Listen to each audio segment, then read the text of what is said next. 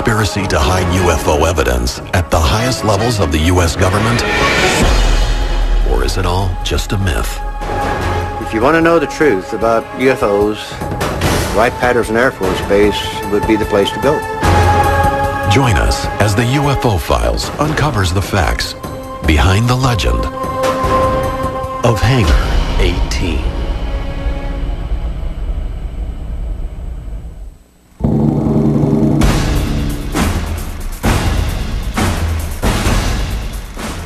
July 1947, Roswell, New Mexico. Wreckage of an unknown craft litters a field measuring almost a mile long and hundreds of yards wide. The U.S. Army sends trucks filled with soldiers to the location. Their mission, to secure and retrieve everything from the crash site. The military initially calls the craft a flying disc in a press release. The Army quickly recants the UFO story, and a press conference is scheduled in which the media is told that the wreckage is nothing more than a weather balloon. But according to many UFO researchers, at the same time that the press is distracted with supposedly fake debris, the actual Roswell wreckage and possibly other retrieved items are taken under military control. They are surreptitiously flown almost 1,500 miles away to a military base in Dayton, Ohio, named Wright Field. According to UFO legend, its precise destination is a hangar on the base, Hangar 18. We know that stuff got shipped to Wright because of the testimony of the people who were involved in the shipments on both ends. A declassified FBI document dated July 8, 1947, the same week as the Roswell crash, also provides ties to Wright Field. The object found resembles a high-altitude weather balloon with a radar reflector. But that telephonic conversation between their office and Wright Field had not borne out this belief. Disc and balloon being transported to Wright Field by special plane for examination. Soon after the Roswell debris arrives, the class of 1947 from the military's elite airman training facility, the prestigious Air War College, is flown to Wright Field to investigate. One of the officers on scene is a battle-tested hero of World War II, a fighter pilot whose reputation earns him the nickname Black Mac. But nothing would prepare Marion Magruder and his classmates for what they would witness at Wright Field. It would change their lives forever. He saw metal that was very pliable, that you could wrinkle up in your hands, and then it would go right back into shape, and it was very light, and yet you couldn't tear it apart. He saw parts of wreckage of what were extraterrestrial craft. He saw bodies, and he also saw a living being. He said that it was childlike, very thin with an oversized head and long arms with 4 digits. My father referred to the fact that we killed it. I'm sure we did not do it on purpose, but they were experimenting, and obviously we did not know how to make this entity live. But this being did die. And the way he referred to it is, we killed him. According to his son Mark, Lieutenant Colonel Magruder and his classmates are sworn to secrecy under threat of court-martial. Because of this, he keeps his secret for 50 years, even from his family. But in 1997, his health fading, Black Mac begins to open up to those closest to him. I said, Dad, are you finally going to tell us what you know so that we will know? And at the time, he said it was an awesome secret to carry all of his life, to know that there were more than us on this earth, and to not be able to tell anybody.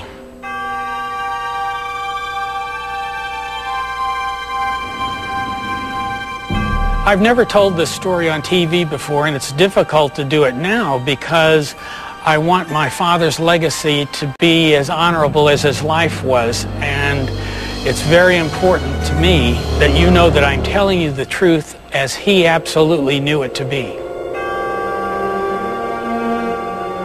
He just needed to let us know, his children know, that we weren't alone.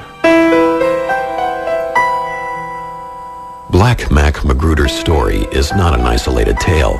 In fact, for more than half a century, similar stories have surfaced about UFO wreckage, alien bodies, secret underground cryogenic chambers, and a mysterious hangar at the base. Wright Field would grow and be renamed Wright-Patterson Air Force Base, but questions about the base and its legendary Hangar 18 would remain. Hangar 18 has always been a mystery at Patterson Air Force Base. If you want to know the truth about UFOs, about the craft, the debris, probably the records, Wright-Patterson Air Force Base, in my estimation, would be the place to go. If these claims are true, Wright-Patterson Air Force Base, one of the largest and most important in America's military, could be ground zero for recovered UFO material. All the information I have from all my sources says it was shipped here, and the people who actually worked at Wright-Patterson, who actually wore a uniform here, said it was here. Wreckage, entire pieces of the craft and whole sections of the craft, bodies were brought in. In fact, bodies were brought in on a regular basis from a number of different crashes from Roswell on. Not only was debris from many UFO crashes allegedly shipped to the base, but from the late 1940s until the end of the 1960s, all reports regarding UFOs were conducted at Wright-Patterson for the military's official UFO investigation, Project Blue Book. Wright-Patterson evolved into one of the most talked about bases in UFO lore. However, the Air Force's description of the base is much different. Really what makes Wright-Patterson unique is we are, by and large, focused on tomorrow. What is tomorrow's Air Force going to look like? What kind of airplanes will we fly? What kind of weapons will be on those aircraft? What kind of technology will be in the cockpit? We have the Air Force Research Laboratory here. We buy all of the aircraft in the United States Air Force through the offices that are here. We are responsible for all of the flight tests, all of the science and technology. We're also responsible for all of the major intelligence that's done for air and space. Some of the research that goes on in technology may be classified because we're trying to protect the technology that we develop to make sure that we provide our soldiers and our airmen the best advantage.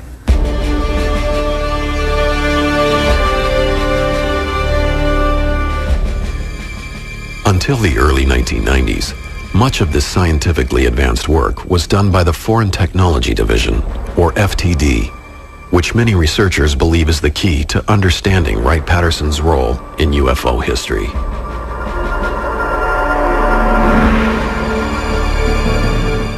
The Foreign Technology Division was the Air Force unit that was responsible for scientific and technical intelligence as it applied to the air and space and missile capability of mainly the Soviet Union. They were there to prevent technological surprise. They were the experts in the bad guys' equipment. Wright-Patterson has a history of duplicating Russian equipment, German equipment, and reverse engineering it. Why would they not do the same thing with extraterrestrial technology? And so there's no question in my mind that's exactly what we're doing. Coming up, a second major UFO recovery and a second secret trip to Hangar 18. He saw two bodies through the porthole slumped over.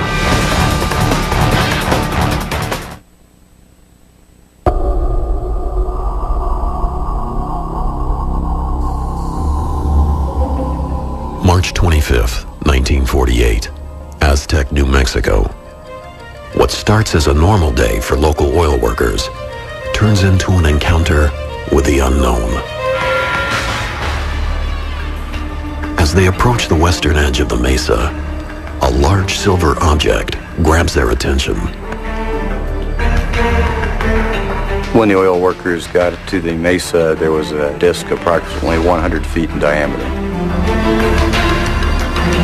Because the ship is found intact, it appears to be a landing as opposed to a crash. The witnesses I talked to, both Ken Farley and Doug Nolan, young men at the time, would not enter the craft.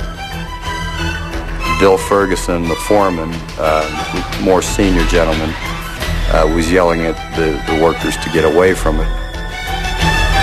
Except for a shattered porthole, there isn't any immediate sign of damage.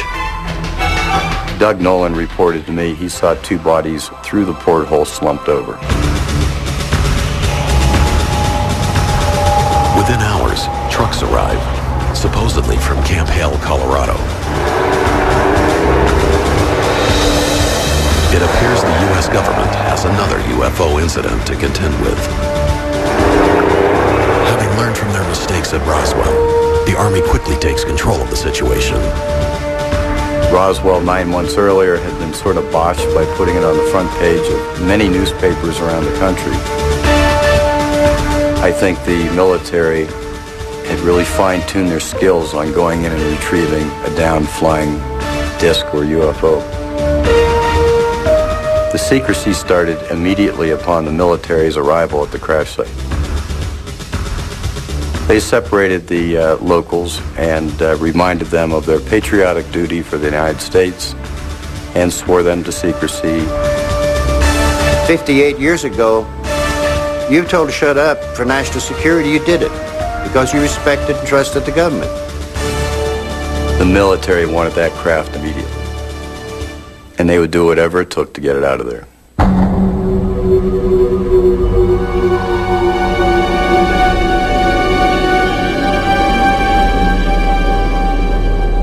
According to the eyewitnesses, the Army recovers between 14 and 16 badly burned alien bodies from the craft.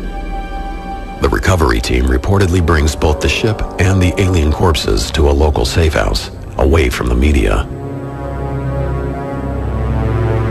Take it to the nearest military base where you can control access to it. And then you arrange to ship it to an appropriate place, depending on what you want done. But again, Wright-Patterson would be the eventual repository. Because of the number of alien bodies at Aztec, it is considered one of the most significant UFO retrievals to date. But UFO researchers say there are many other cases tied to Wright Field. October 1947, Paradise Valley, Arizona. May 1953, Kingman, Arizona. June 1953, Laredo, Texas. And December 5th, 1965, Kecksburg, Pennsylvania, are only a few of the alleged flying saucer recoveries in the U.S. alone. No matter where a UFO lands, it seems all roads lead back to Wright-Patterson and Hangar 18. Wright-Pat was kind of a graveyard for some of these things, and probably put them in a holding pattern until technology got to where they could look at them better. But despite countless books and the public interest in UFOs, there was no official confirmation about alien aircraft at Hangar 18. Eventually, attention shifted away from Wright-Patterson.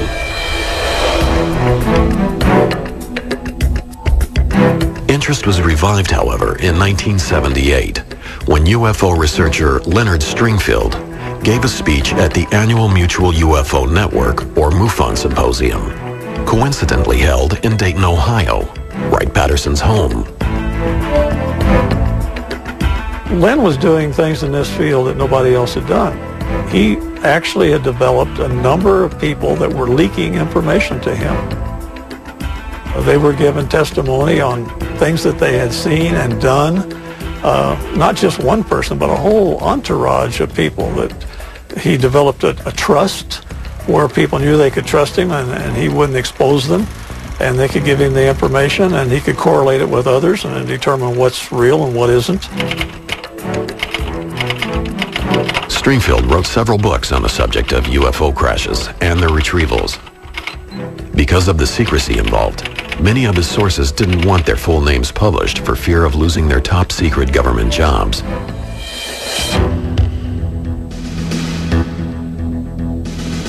Among the stories of wreckage being stored at Hangar 18 at Wright-Patterson was a tale about a Navy pilot identified only as PJ, who, along with several others, accidentally entered a restricted hangar. For a brief 30 seconds, a disc-shaped object of metallic color, 15 feet wide and 8 feet deep, was seen. I cannot confirm anything other than it was there. According to Stringfield's research, they were confronted by the guards and quickly escorted out of the hangar. Once outside, we had reassured each other that the good old U.S. had developed, or had all along, flying saucers in service.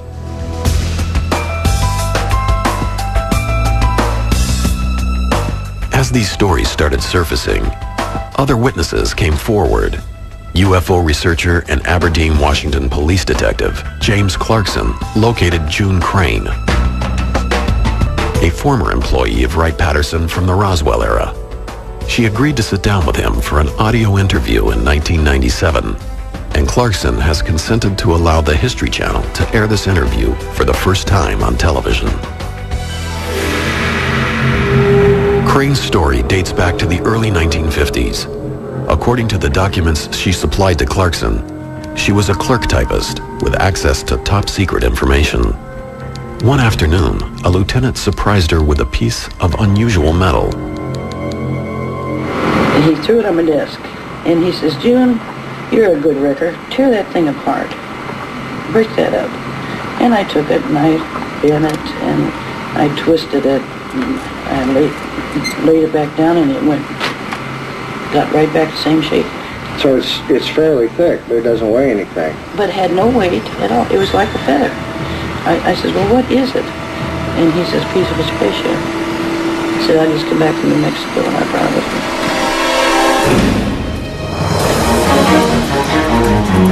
Next, from debris to aliens, June Crane's story takes a surprising turn. He called them little green men. Then he described them as a greenish blue. And they were 4 foot tall, and they were dead.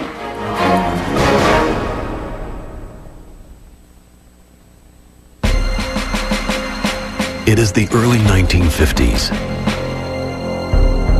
Wright-Patterson Air Force Base is at the center of America's high-tech war effort and the Air Force's most sophisticated technology.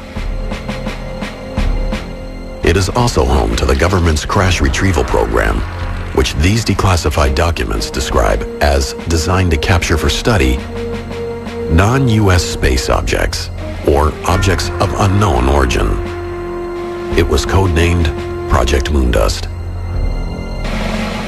Items retrieved by Moondust were then shipped to the Foreign Technology Division at Wright-Patterson. Project Moondust had to do really with us collecting space junk, things that would be falling out of the sky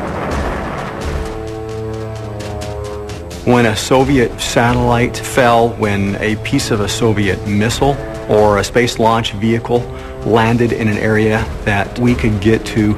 It was important to glean as much of this equipment as possible so that we could study its technical makeup, its structure, and the components and so forth. It was not uncommon for examples of foreign air, space, and missile technology to be brought back here to Wright-Patterson, even fragments of them, if that's all that could be located. The situation is the same. Here's an unknown aerial vehicle coming down. Let's keep people away from it. Let's grab the wreckage ourselves, and let's lie about it so nobody knows what we've done. Standard practice. And it doesn't matter whether you're talking about airplanes or saucers. One Wright-Patterson employee who may have had access to information about these recoveries was clerk typist June Crane.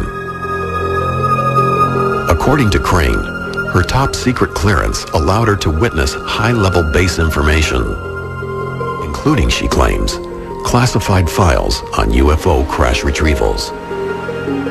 In 1997, Crane told UFO researcher James Clarkson her story of downed alien aircraft. For the first time on television, the History Channel is airing that interview. There was 3 times that I'm aware of. I won't vouch for the 4th one because I wouldn't. Are these 3 crashes that you heard about while you worked at Wright-Patterson? Well, one was the Roswell, and then there was 2 other ones. So as of 1952, they knew about 3 crashes of vehicles that were probably extraterrestrial. Right. And then the one where they dropped the 2 men into Wright-Patterson Air Force Base and put them in the ice box. I didn't see it because nobody was allowed to see it. Okay, when 2 little men... He called them little green men. Then he described them as a greenish blue. And they were 4 foot tall, and they were dead. And we're talking about non-humans. The non-humans, right. According to Clarkson, Crane had kept her silence for 45 years. At the time, she had been forced to sign a confidentiality agreement and was liable for a $10,000 fine. But by 1997, Crane changed her mind. In an email from Clarkson to UFO Files, he explains June had told him, "I'm 72 years old. What are they going to do, shoot me or put me in prison? I think I can handle either one."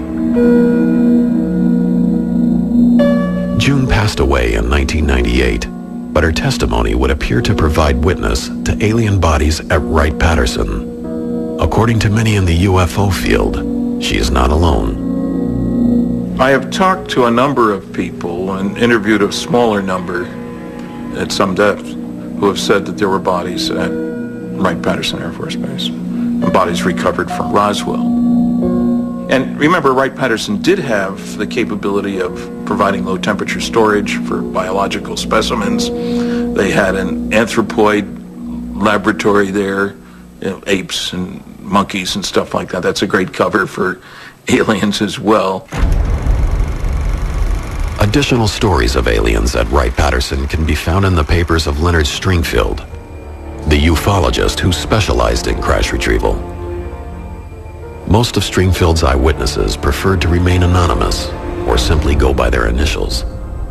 One of them, an unnamed former naval intelligence officer, claims to have been present when alien bodies arrived in 1953. I saw the bodies at Wright-Patterson.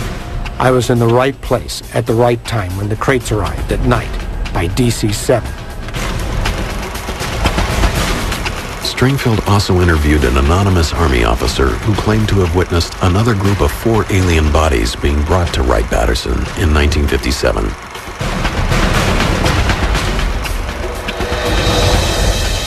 According to the general, the 4 bodies, approximately 5 feet in height, were sent to Wright-Patterson Air Force Base, where he had seen them in a deep freeze morgue, kept at approximately 120 degrees below zero for preservation.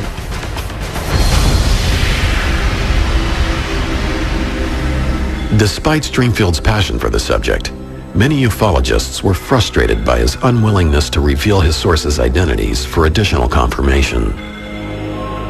The UFO community was very interested, of course. Any hint of a crash always gets everybody's attention. But the fact that he wouldn't give his sources was really upsetting to a lot of the people because they wanted to run off and check for themselves. And rightly so, why not?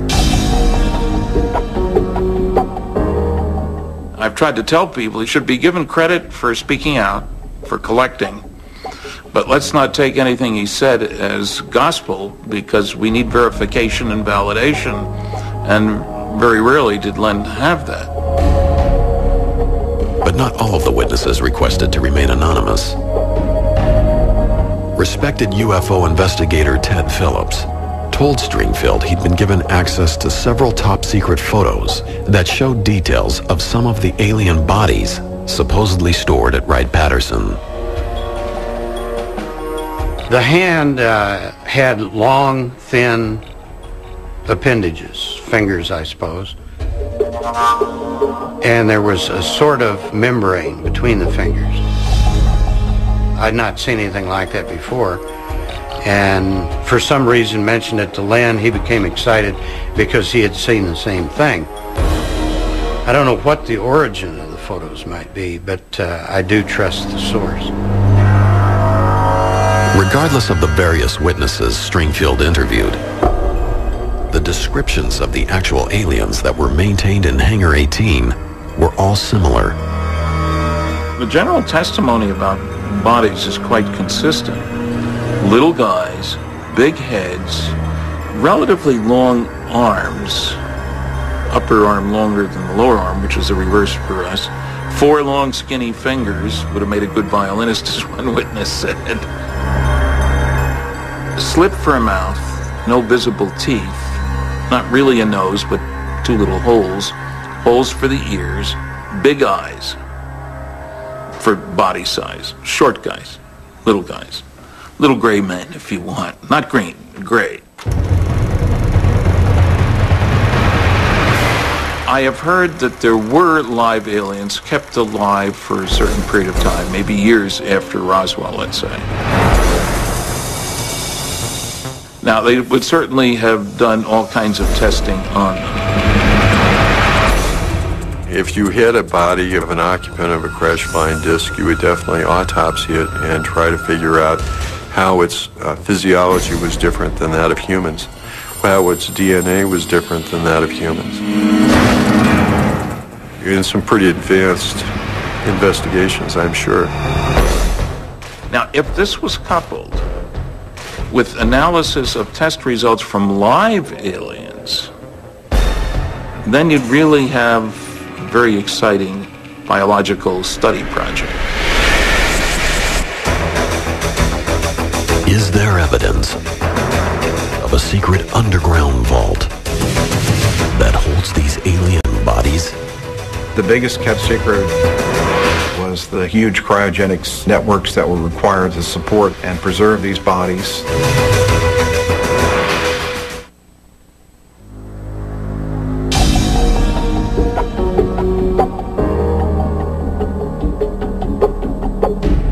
Wright-Patterson Air Force Base is a vast military complex. Officially, it employs 22,000 men and women and is the home of the 88th Air Base Wing, the National Air and Space Intelligence Center, and the Air Force Materiel Command. But since the alleged UFO crash at Roswell, New Mexico in 1947, there have been rumors linking the base to the storage and study of UFO crash remnants, and even alien bodies. The military says none of this is true, but those who've studied it say Wright-Patterson is large enough and secure enough to hold a multitude of secrets.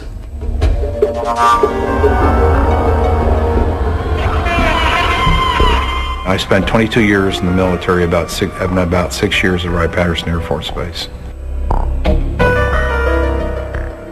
Author and retired Air Force Captain Robert Collins says he was a research analyst for the Foreign Technology Division, the FTD, the unit most commonly linked to UFO studies on the base. His official job was to analyze Soviet technology, but Collins has also spent years researching the link between UFOs and Wright-Patterson. In his book, Exempt from Disclosure, Collins determines the mystery of Hangar 18 may lie in a vast underground infrastructure hidden from the thousands of eyes that frequent the base. The reason you don't want to use hangars and the reason you want to use underground vaults is because you want to keep things under cryogenic temperatures, and you want to keep it cold, and you want to keep it secure. Then the underground vaults would be the ideal place to keep it. Now, we do have a lot of evidence that supports the idea that these vaults were there.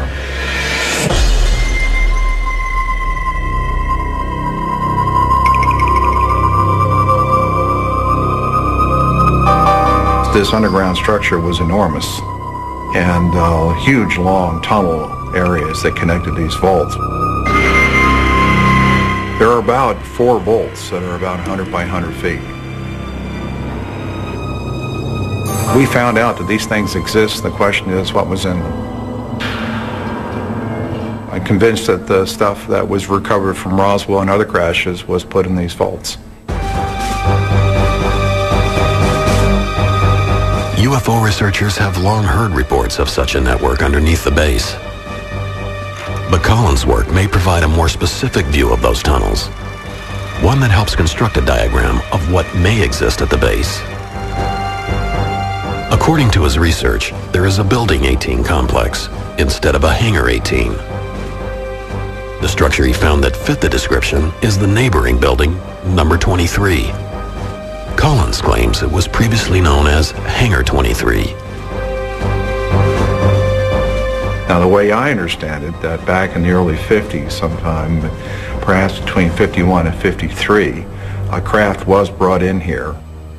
The floor of the Hangar 23 was removed, and this craft was put in the basement of the hangar, and then the floor was covered over the craft. And then there was a vault area in Building 18F with a tunnel that was constructed and built over to Hangar 23. While it is possible that Building 23 was the legendary Hangar 18, most researchers have continued to focus on the importance of the underground tunnels. Wright-Patterson Air Force Base is honeycombed with below-ground level facilities. These pits were dug in various configurations and were deep enough to where, if covered over, would have made an ideal remote examination laboratory for somebody trying to examine alien artifacts that had been recovered elsewhere. By interviewing various Air Force personnel who were supposedly granted access to the top-secret underground vault, Collins felt he was able to confirm many of the rumors. The biggest kept secret was the huge cryogenics networks that were required to support and preserve these bodies. And I understand it was quite extensive. There were huge cryogenic storage tubes that these so-called 3'4" or 3'6" aliens were kept in these canisters under cryogenic temperatures. What actually lies beneath Wright-Patterson may be impossible to confirm. The Air Force Base operates under the highest security, keeping access to the base and these vaults secret from almost everyone, even their own. The secrecy goes all the way to the top. It's a question of absolutely the highest level of classification that exists in the United States government as far as I know. A formerly classified memo from mid-July 1947 points to FBI Director J. Edgar Hoover showing immense interest in a retrieved craft and his frustration about being kept out of the loop. We must insist on full access to disc recovered. The Army grabbed it and would not let us have it for cursory examination. The memo was written just days after the Roswell, New Mexico wreckage was taken to Wright Field. If J. Edgar Hoover couldn't get access to the contents of Hangar 18, how high did the secrecy go? In a 1994 interview with Larry King on TNT, Senator Barry Goldwater detailed his attempt to visit Hangar 18. I think at Wright-Patterson, if you could get into certain places, you'd find out what the Air Force and the government does know about UFOs. Reportedly, a spaceship landed. It was all hushed up. I called Curtis LeMay and I said, General, I know we have a room at Wright-Patterson where you put all the secret stuff. Could I go in there? Well, I've never heard General LeMay get mad, but he got madder than hell at me, cussed me out and said, don't ever ask me that question again. How much was there, we don't know. Whether it was just documents or specimens or pieces, nobody knows. But the story dates back to Goldwater, and I think there's almost no question that it's a very true story. Next, unexplained lights over Wright-Patterson have Dayton on alert. Are they proof that there are UFOs on the base? two policemen chased it. They felt it was heading for Wright-Patterson Air Force Base.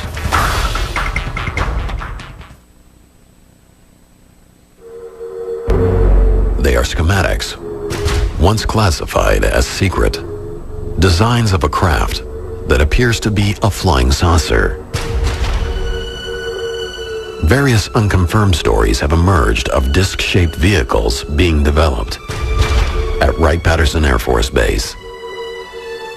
But these declassified government documents from 1955 reveal that the Air Technical Intelligence Center at Wright-Patterson had in fact begun work on a disc-shaped craft named Project Silverbug. It was a circular aircraft about 35 feet in diameter, had a crew of one pilot, and was capable of a vertical takeoff at about 2,000 miles an hour.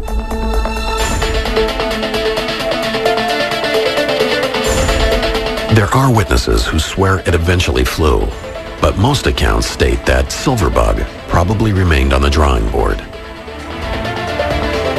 But Project Silverbug wasn't the only example of the military's interest in disc-shaped vehicles.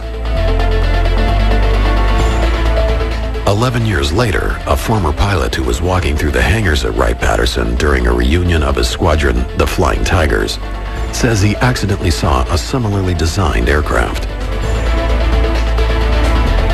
Mr. Warren Botts, who had an inquisitive mind at the time, was going through these different hangar bays. When he got to hangar number 4, Bay E, he went through the doorway there. There was an armed guard at the facility who did not see him in the beginning. He started approaching the port main landing gear to investigate it, and that's where the guard stopped him, questioned his authority, and told him he was not supposed to be in there. But he did see a very large monster, his words, of an aircraft that was 116 feet in diameter, at least 12 feet off the hangar floor. Although the name of that specific project has never been disclosed, the U.S. military was apparently interested in a craft that could have looked like this. With Wright-Patterson's history of reverse engineering foreign technology, is it possible that some of the military's advances were gained from retrieved UFOs? I think we've made a great deal of effort to learn bits and pieces based on both the recovered wreckage and the instrument data from tracking UFOs. I don't think we've yet learned how to duplicate that technology overall, that is to build something that could fly the way saucers or motherships do.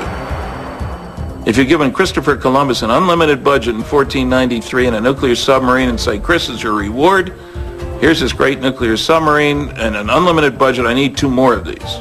Could he have built one? Not a chance.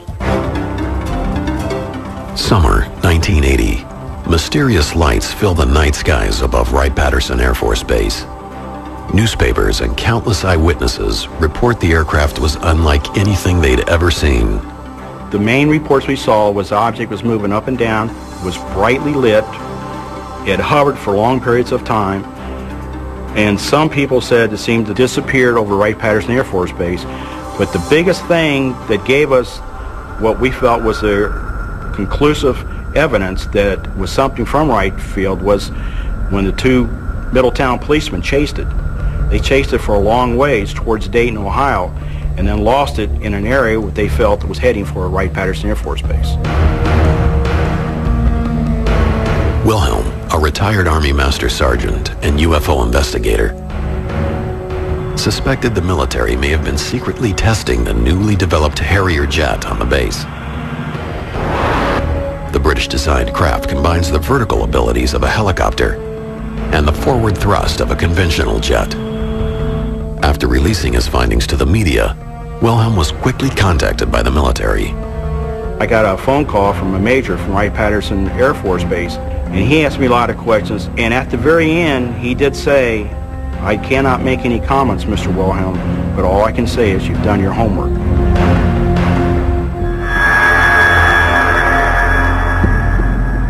So a lot of things that people think they see that's strange doesn't mean that it's a craft from another world. Most of the time, it's our military developing some of our technology, which we need very badly. And it's the reason why they don't say a whole lot. And I commend them for them, and I back them up 100%. The Harrier incident raises another possibility about activities at Wright-Patterson. Perhaps many of the legends about Hangar 18 are actually a cover-up for top-secret military programs. I think it's important to keep in mind that the government, in association with Air Force OSI Counterintelligence Division, would really like to extend the alien myth as a cover to hide their own deep black programs. Well, it means that they want everyone to believe that what you're seeing out there is extraterrestrial, and we do not have the technology to duplicate what we're seeing in the skies. I think to the extent that they can confuse or disinform folks about flying discs and make it look like a terrestrial innovation, the more they'll do that.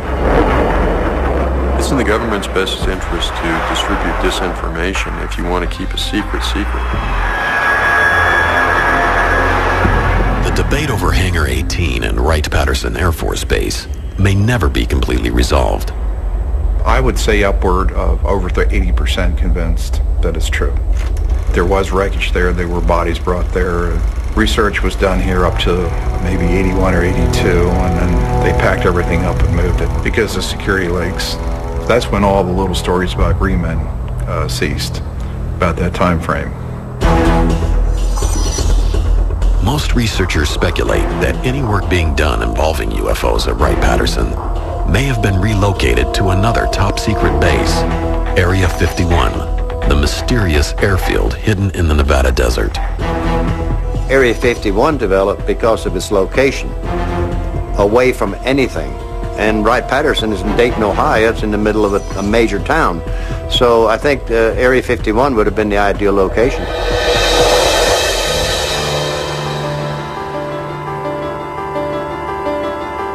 Officially, the government won't confirm that any actual UFO wreckage exists at all. Despite the denials, there are government documents that indicate that wreckage from Roswell and other mysterious crashes were shipped to Wright-Patterson for purposes of examining the debris.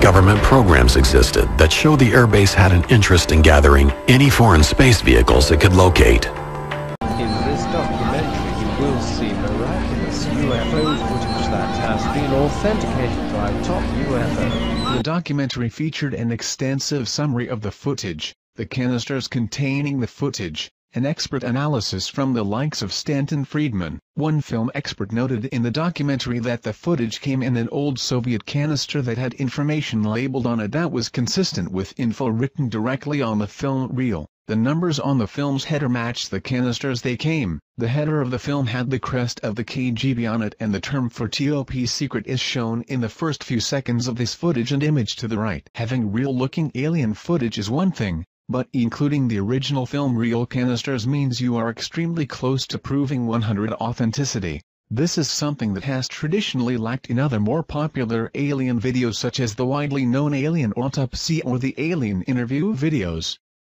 Several KGB documents. In the documentary, several KGB documents are produced to prove the film is authentic, along with credible testimony from a former Soviet KGB operative who claims to know about the event.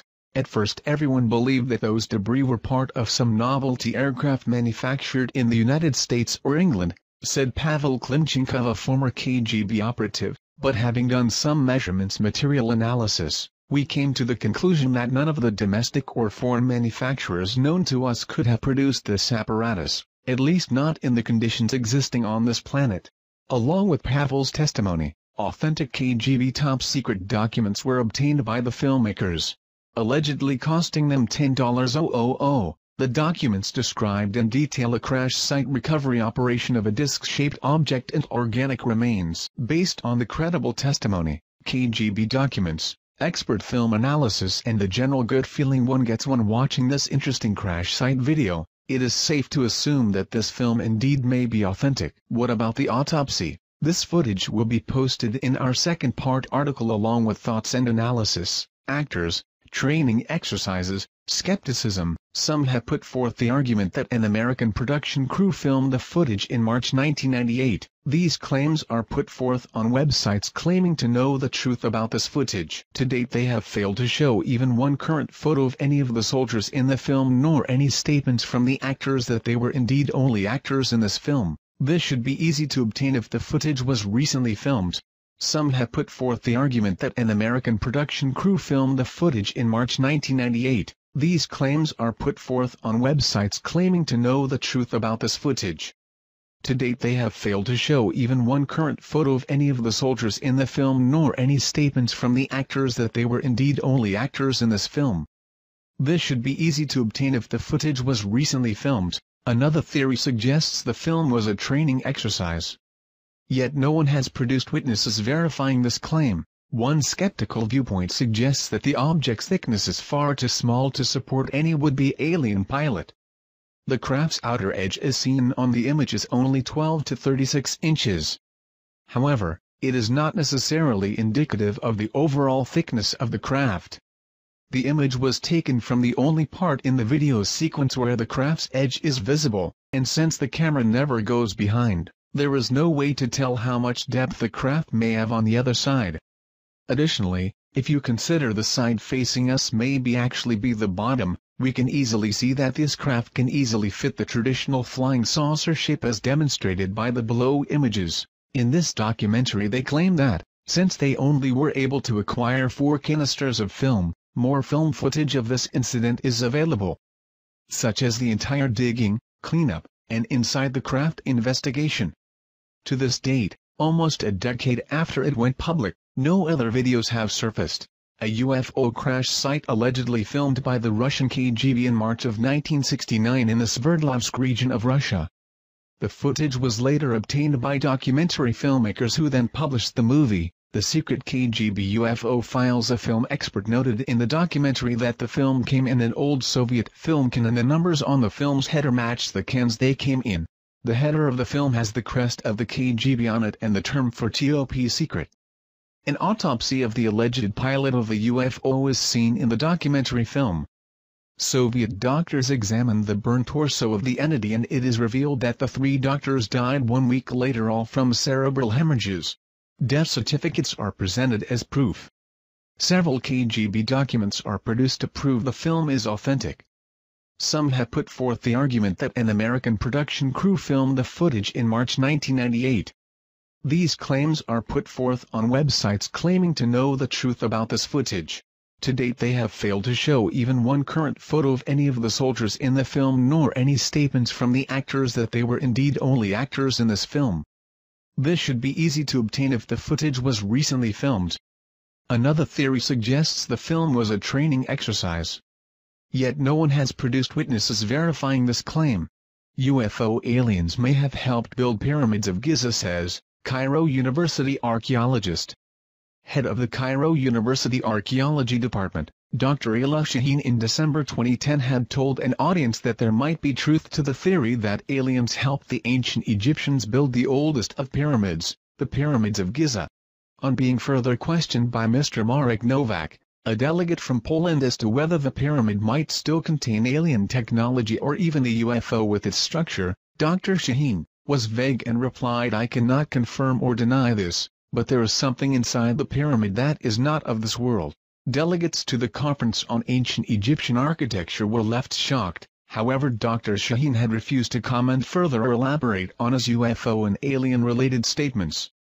Down below is 90's The Secret KGB UFO Files documentary, that deals with the fact that Russian had already discovered the tomb of alien humanoid in Egypt and something is beneath the pyramid. The Secret KGB UFO Files documentary interestingly supporting the head of the Cairo University Archaeology Department, Dr. Ayla Shaheen, claim as well.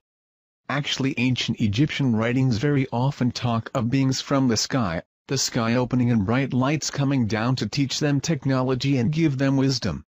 Many pictures and symbols resemble UFOs and aliens. Possibly aliens built the Great Pyramid.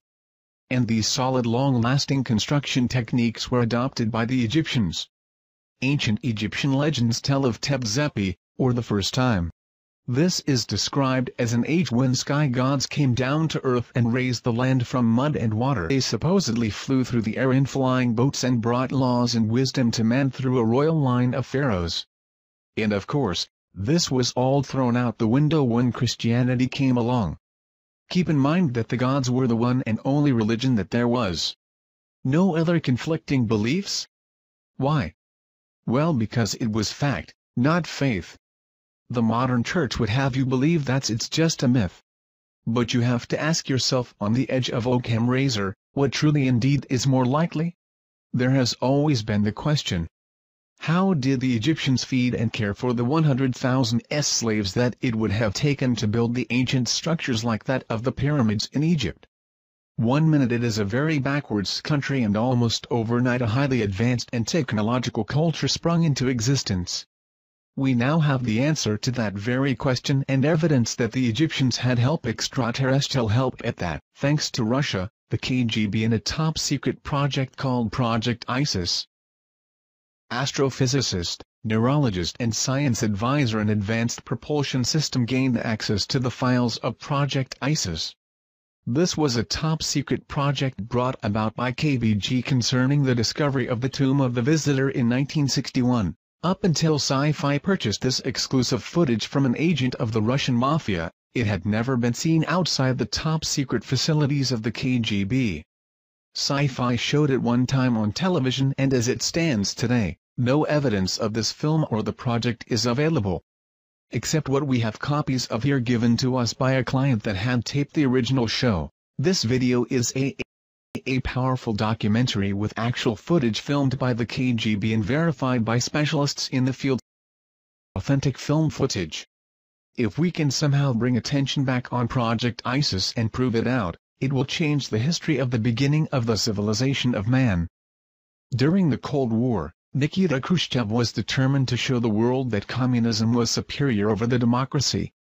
As he realized that it would be too costly to compete with the US in the space race, Khrushchev chose to go the other route. Having over 300,000 agents in the secret police and espionage organizations, he focused most of this resource on alternative science, such as paranormal phenomena, psychotrometic weapons, biogenerators and mind-altering machines. 1920s, during the Stalinist regime, a dark room was created where the KGB conducted psychotronic weapons research on prisoners sentenced to die and political dissidents. After 1936, these files were transferred to the secret archives of the KGB, continuing on with their paranormal research. Khrushchev achieved great success with his biogenerators and machines to alter human minds, which worried, naturally, the United States, knowing that the Soviet Union was there to conquer and overthrow. Russia, being that its borders surrounded the largest landmass of the world, had the largest amount of UFO sightings. If they could capture one of these flying objects and reverse engineer it, they could have the greatest advanced aeronautical designs. They got lucky in January 1986 when a spacecraft crashed in Dalgorsk but remained intact. The craft was back-engineered and the process was quite successful. But to achieve the most superior advancement in global domination, they went in search for something that was only a rumor or legend. The Chamber of Knowledge in Egypt. If the legends were true, storehouse of knowledge left behind by ancient visitors from outer space was concealed in the Great Pyramid. A team of archaeologists were composed of Egyptologists from the Russian Soviet Academy of Science, was sent to Egypt. The fearing that the CIA would learn of this expedition, the Kremlin operated with complete secrecy. By the late 1950s, Egypt accounted for 43% of all the Soviet aid for Third World nations. When they started the ISIS project, the Soviet military personnel in Egypt was estimated over 20,000. The heavy military presence was used to disguise the efforts of the mission scientists headquartered in Cairo. They would operate under the guise of Arab peasants or Russian officers. To speed things up, in 1959 the KGB recruited professional informationalists to wiretap Egyptian officials. This paid off. In July 24, 1961, a conversation was recorded that would then change myth into reality. The official had been given a call that two Bedouin had stumbled upon the Tomb of the Visitor. The Bedouin were in the hospital and kept repeating, "The Visitor God." At this moment in time, Project ISIS became top priority and all efforts were made to immediately follow up by having the Bedouin show them where they had found this tomb. SEIFI was able to purchase several documents and film footage as to the KGB documentations of their findings. Taken out of Egypt and brought to the secret facility of the KGB was this memo to high-ranking KGB official. My agents had secured the notes of one of the scientists working on the tomb of the visitor findings. Another was the inventory of contents taken from the tomb as follows. Location of finding. Undisclosed, 15 crates of relics, 1 partially mummified body, 1 stone sarcophagus, 8 hieroglyphic samples. Old report from a project scientist that was one of the first to enter the tomb. During the inspection of the wall segment we noted that a strange magnet-repulsive force seemed to be emanating from the rock. We were unable to find any scientific explanation. Cryptologist report. Partial decoded message on tomb wall indicating a prophecy of the return of the winged gods. The Kremlin took the cryptologist report very seriously. KGB was ordered to determine target locations: planets, stars, galaxies. They had to duplicate the stars as they would have been over Giza thousands of years ago. They finally found it, in the stars and constellation of Orion during the year 10,500 BC. Although it was possible that the builders could have been working off plans of a time before the pyramids was constructed, this was proven not to be the case. Metal and synthetic materials of tomb were determined to be of unknown origin and the tomb was carbon dated, giving it a dating of 10,500 BC, meaning the pyramid had to have been made at 10,500 BC. Tins of film were purchased by SEIFI through the Russian mafia agent, which originally came from the maximum security archives of the KGB. These cans contain film of KGB filming the process of the tomb and sarcophagus being opened. Sci-Fi had this film analyzed before purchasing by experts in this field. Finding no evidence of fraud, SEIFI purchased cans of film. The documentary is in black and white, showing soldiers entering the tomb without gas masks. As they opened the sarcophagus, you can see toxic fumes escaping and the reaction of the soldiers as they were being affected. It also shows the mummy contained inside. The film shows the soldiers leaving the tomb fast, and then a chemical warfare specialist team comes in with protective clothing. There is talk from one that was there in the tomb, that the energy inside, during the first days of exploration, was very high. They also had a team of psychics go in and do some special readings of the tomb. It later goes on to show the KGB and Bedouin loading trucks with crates to be shipped back to Russia. According to KGB documents, researchers began to wonder if the pyramid was designed for one particular purpose. They thought it was possibly a machine, being that it was designed like a three-dimensional triangular depiction of a hemisphere. Their thoughts were there must have been a reason why it was designed for resonating with the planet. Their thoughts went to a prism, and that the pyramids have powers to alter the cosmic rays, that the pyramids are huge prisms capable of concentrating energy, capturing light from the stars, which would initiate a process which would turn the pyramid into an interstellar transmitter. The three pyramids and SPHNIX could be integral parts of an immense machine designed by alien engineers linked by a master control mechanism inside the Great Pyramids. They noted that the passageway goes to main chamber, and above the sarcophagus was a tunnel star shaft. They reasoned that when a specific star alignment occurs, a streak of energy goes down the shaft. Scientists speculated that the radiant energy hitting the sarcophagus could initiate something similar to a cold fusion reaction. The prism structure of the pyramid would then magnify and transfer to the corresponding pyramids. A united beam of energy could erupt, creating a cosmic beacon used by alien starship for future navigation. According to ancient legends all around the world, they all have the same thing in common. The visitors were like men but more like gods. They were giants. They traveled among the stars.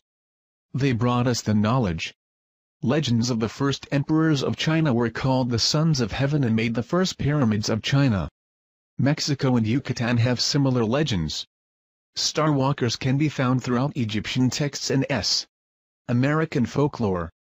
The visitors are described as the giants, man/gods, giants or titans. And it seems all cultures may be traced to a single-parent civilization. Could it be E.T.? Later on in the documentary, it shows them working on the mummy, attempting to give it a face and identity. A computer projection of the mummy was made as it laid in the sarcophagus. Experts that were there to observe the fluorescent reconstruction of the face described to Sci-Fi that if they had not been there themselves, they would not have believed what the face revealed after reconstruction. When skull and face was completed, it showed a humanoid type: large cranium, large eyes, small chin, small teeth, but not Earth humanoid, but some being that had to have been extraterrestrial. Later, using underground radar technology, the KBG found a passageway under the tomb of the visitor. Directly below was a large chamber.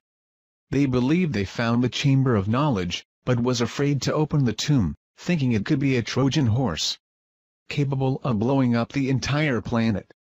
They decided to seal the tomb, wipe away the location of the tomb, and close the project. It seemed, however, that all were affected by the discovery. Some had personality changes. Some disappeared entirely, others committed suicide, and others no longer could support their old religious beliefs. The first official report of sightings, that we are aware of, was by King Tutkremeni about 3,400 years ago. Sightings continued through the ages. Sightings seemed to pick up with man mastered the skies. But when we conquered the inner workings of the atom, the aliens of Orion stepped up their observation with an explosion of UFO sightings that continue up to the present. UFO abduction reports began to sweep around the world in the early 60s. A pattern was developing, with nearly all abductees reporting physical examinations, insertion of objects, and artificial inseminations. Many women abductees believed they were being impregnated to give birth to alien hybrids. In the last decade, reports such as these have risen dramatically. It may be highly likely that the genetic colonization program that started back in the ancient times has resumed. The question was asked, could they be cloning themselves by implanting their alien genes into human DNA? Are humans being transformed into an alien species through genetic engineering? The ancient Egyptians have always said that our DNA came from the heavens and that someday they would return. Did the KGB discover the truth in the Chamber of Knowledge about the true agenda of the Yet? And what was discovered on the wall of the tomb of the visitor prophesies that they would return. But when? Secrets cannot be contained. Not even KGB secrets.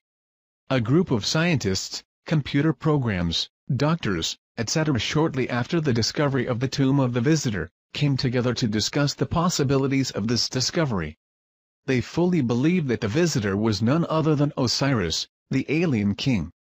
Thus they gave themselves the name, the Followers, based off the followers of Horus in the Egyptian Book of the Dead. According to Egyptian beliefs, a family of gods came from the stars to Egypt. They were the ones that gave the people of Egypt the knowledge and wisdom. Later they left Earth back to their star homes, except for Osiris. He stayed and taught the followers. It was their duty to protect and keep the ancient knowledge he gave them until his return. The Egyptians were astronomers and fully understood that the stars were the map to the great god Osiris and the afterlife. Followers would secretly come together in their homes to discuss the possibility of the return of Osiris. They believed that the second coming of Osiris would herald a new age for mankind. They believed that when the tomb was discovered and the seal was broken, a signal was transmitted to the visitors. They calculated and estimated the time it would take for the electromagnetic signal to reach the constellation of Orion. They figured that they could return no earlier than April 23, 1985. With that time frame in mind, the group left Russia and took off to Egypt, never to return.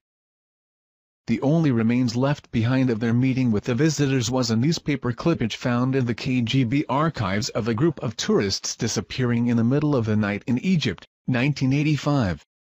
And one home movie project with film. This film showed the group in front of the pyramid at night. It shows a light appearing in the sky, the group dropping to their knees in prayer, the light becoming brighter, and then nothingness. A daughter of parents that were part of this group was shown the home video by the SCIFI team, of which she recognized her parents and burst into tears. Did anyone happen to see a documentary on sci-fi called Secret KGB UFO Files? I happened to catch this yesterday, and while I'm leaning to the side of skepticism, I have to admit that it was intriguing. Basically, the story goes, in the early 60s the KGB discovered a tomb at the Geyser Plateau containing an EBA. Luckily there was film footage, haha. The grainy film contained footage of archaeologists dressed in KGB gear opening the tomb of what was thought to be an ancient Egyptian king. When they do, toxic smoke overcomes one of them and the other two run out. It is later learned that the body isn't human. The footage looked as if it had been produced to look old. Also included were shots of psychics levitating in the tomb. One thing that caught my attention is the archaeologist that was supposed to have been claimed by the toxic smoke was later helping move crates of evidence down some stairs. Despite the curious film footage, the documentary was very interesting and had me glued from the jump. For decades, American agencies have stockpiled information on UFOs. So did their counterparts behind the Iron Curtain. Soldiers, scientists and spies all paint a disturbing picture of the KGB's secret campaign. Is this the stunning proof that the Soviets recovered something not from this earth? When U.S. researchers began looking into just how much the Soviet government knew about UFOs and extraterrestrial visitation, they were not surprised to learn that the Russians took the subject very seriously. What they didn't expect was evidence of ancient alien visitation, paranormal properties associated with related artifacts, and most shocking of all, of a mass abduction in 1985, among the piles of materials obtained from former Soviet spies. Some extremely puzzling and disturbing documents and film footage surfaced confirming rumors, which had been circulating for decades. In the late 1950s and 60s, the Russians became very interested in a number of unusual and newly discovered archaeological sites in Egypt by interpreting ancient symbols. One of those sites was believed to contain the remains of a life form not from Earth. Startling top-secret film footage, never before seen outside the Kremlin, confirms the Soviet mission to recover and analyze these remains. Join host Roger Moore in an exclusive investigation into one of the most compelling events of our time.